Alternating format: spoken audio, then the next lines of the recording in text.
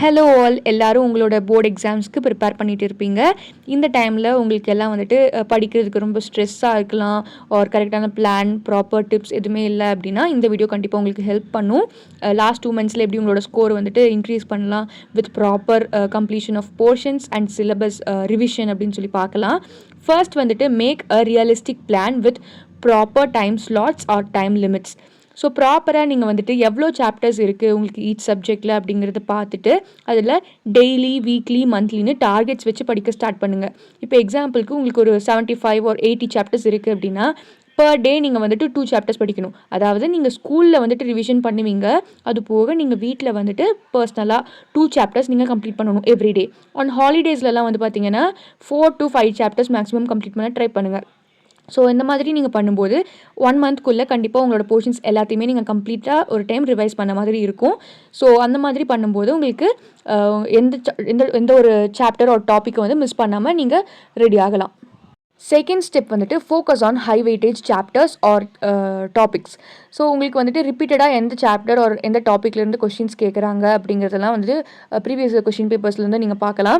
இப்போ யூடியூப்பில் பார்த்தீங்கனாலே நிறைய சேனல்ஸில் வந்துட்டு அவங்க உங்களுக்கு ஹெல்ப் பண்ணுவாங்க. லைக் எந்தெந்த சாப்டர்ஸ் ஒரு டாபிக்ஸில் ரிப்பீட்டடாக கொஷின்ஸ் வருது அண்ட் எந்தெந்த கொஷின்ஸ் ரிப்பீட்டடாக வந்துட்டு இருக்குது அப்படிங்கிறதையும் உங்களுக்கு யூடியூப்லேயே நிறைய பேர் ப்ரொவைட் பண்ணுறாங்க. ஸோ அதை பார்த்து கூட நீங்கள் வந்து ஸ்டார்டிங்கில் ஹை வெயிட்டேஜ் சாப்டர்ஸ் எல்லாம் கம்ப்ளீட் பண்ணிவிட்டு அதுக்கப்புறமா ரிமைனிங் சாப்டர்ஸ் கம்ப்ளீட் பண்ணிக்கலாம். ஸோ நீங்கள் இப்போ ஸ்டார்ட் பண்ணும்போது ஹை வெயிட்டேஜ் சாப்டர்ஸில் ஸ்டார்ட் பண்ணுங்கள், அதுக்கப்புறமா ரிமைனிங் சாப்டர்ஸ் கம்ப்ளீட் பண்ணுங்கள்.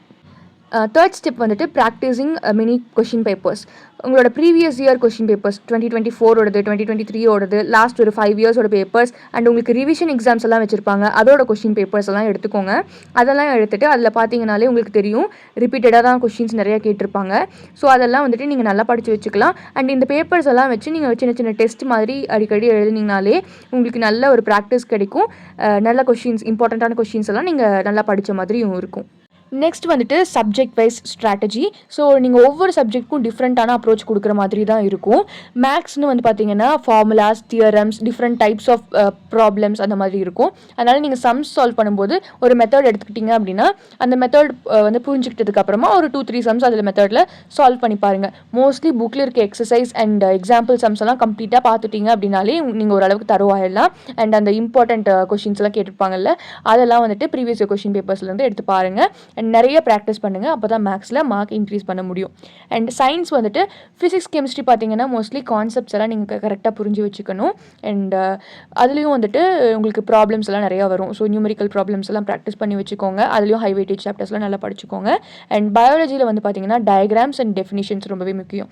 ஸோ எந்தெந்த டயக்ராம்ஸ்லாம் வந்துட்டு உங்களுக்கு கொஷின்ஸ் வருது அப்படின்னு பார்த்தீங்கன்னா நிறையா இருக்கும். அண்ட் புக் இன்சைட்லலாம் நிறைய கொஷின்ஸ் கேட்பாங்க. ஸோ அதெல்லாம் மார்க் பண்ணி வச்சு படிச்சுக்கோங்க. லைக் இம்பார்ட்டண்ட் ஹைலைட்ஸ் எல்லாம் வந்து பார்த்தீங்கன்னா தெரியும்.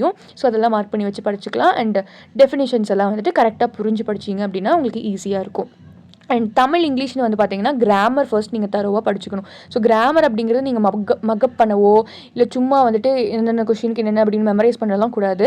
கிராமரை அண்டர்ஸ்டாண்ட் பண்ணி படிச்சிங்க அப்படின்னா தான் உங்களுக்கு ஈஸியாக இருக்கும். அண்ட் எஸ்ஏ, பேராகிராஃப் ரைட்டிங் எல்லாம் எப்படி எழுதணும், ஃபார்மேட்ஸ் எல்லாம் என்ன, ஆர்டிக்கல் ரைட்டிங், ரிப்போர்ட் ரைட்டிங் அந்த மாதிரி நிறையா இருக்கும். அதோட ஃபார்மேட் எல்லாம் என்ன அப்படிங்கிறதெல்லாம் புரிஞ்சு வச்சுக்கோங்க. ஃபார்மேட் தெரிஞ்சது அப்படின்னாலே உங்களுக்கு என்ன கொஷின்ஸ் வந்தாலும் நீங்கள் கரெக்டாக அட்டென்ட் பண்ணலாம். அண்ட் பேராகிராஃப் கொஷின்ஸ் எல்லாம் வந்துட்டு கரெக்டாக ப்ரிப்பேர் பண்ணி வச்சுக்கோங்க. அண்ட் நிறைய பேருக்கு வந்துட்டு நான் ஏதாவது கைடு வாங்கி படிக்கணுமா, இல்லை புக்ஸ்லேயே மார்க் பண்ணி வச்சு படிக்கலாமா, இல்லை ஏதாவது நோட்ஸ் எடுத்து படிக்கணுமா அப்படின்னு டவுட் இருக்கும்.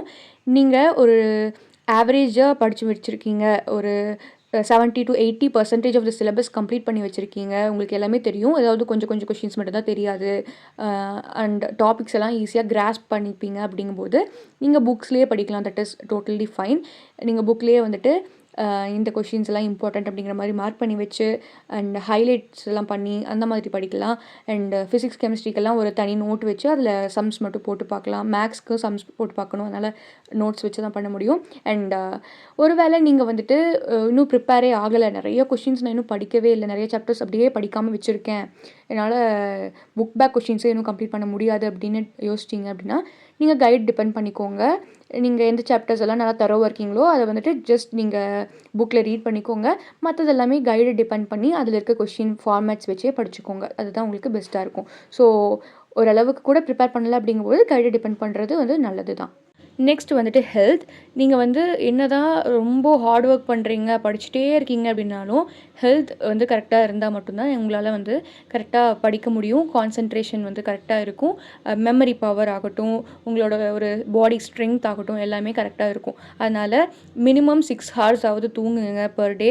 அண்ட் மோஸ்ட்லி வந்துட்டு ஹோம் குக்டு ஃபுட் மட்டும் எடுத்துக்கோங்க.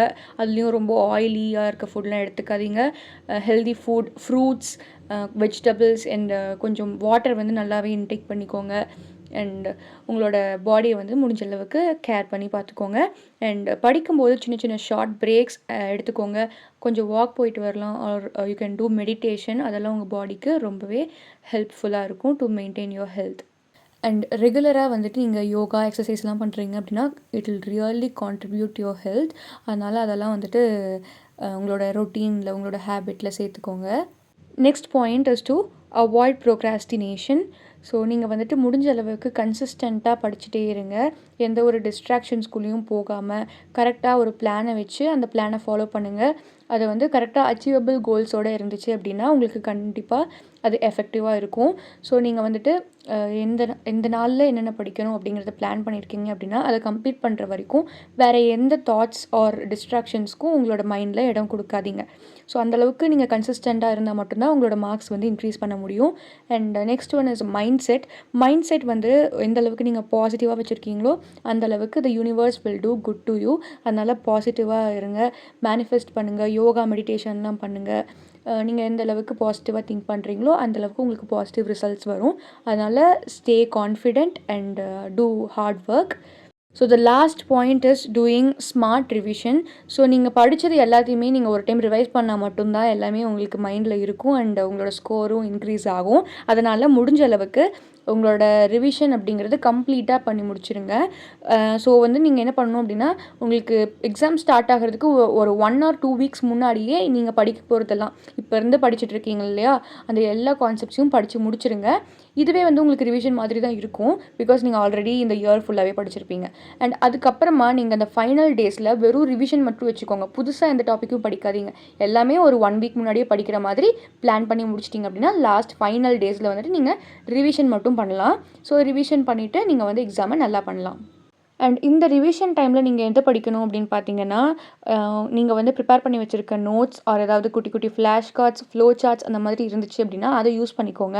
ஆர் எல்ஸ் நீங்கள் வந்துட்டு கம்ப்ளீட்டாக உங்களோட புக்லேயே வந்துட்டு ஹைலைட் பண்ணி வச்சுருப்பீங்க இல்லையா, அதை படிச்சிங்கன்னாவே போதும். ஸோ படிக்கும்போதே நீங்கள் ஹைலைட் பண்ணிக்கோங்க. அண்ட் லாஸ்ட் ஃபைனல் ரிவிஷன்ஸ் அப்போ அதை வந்துட்டு நீங்கள் மார்க் பண்ணி வச்சுருக்க ஹைலைட்டட் பாயிண்ட்ஸ் அந்த மாதிரி இருக்கிறத நல்லா கிராஸ்ப் பண்ணி படிச்சிட்டிங்க அப்படின்னா ஈஸியாக இருக்கும் உங்களுக்கு ரிவிஷனுக்கு. So that's it. என்னோடய சைட்லேருந்து நான் உங்களுக்கு கொடுக்க வேண்டிய டிப்ஸ் அவ்வளோதான். அண்ட் இதுக்கு மேலே உங்களோட ஹார்ட் ஒர்க் அண்ட் கன்சிஸ்டன்சியை போட்டு நீங்கள் தான் வந்து நல்ல ஸ்கோர்ஸ் வந்துட்டு எடுத்துக்க முடியும். அதனால் all the very best. Two your preparations very well and thanks for வாட்சிங்.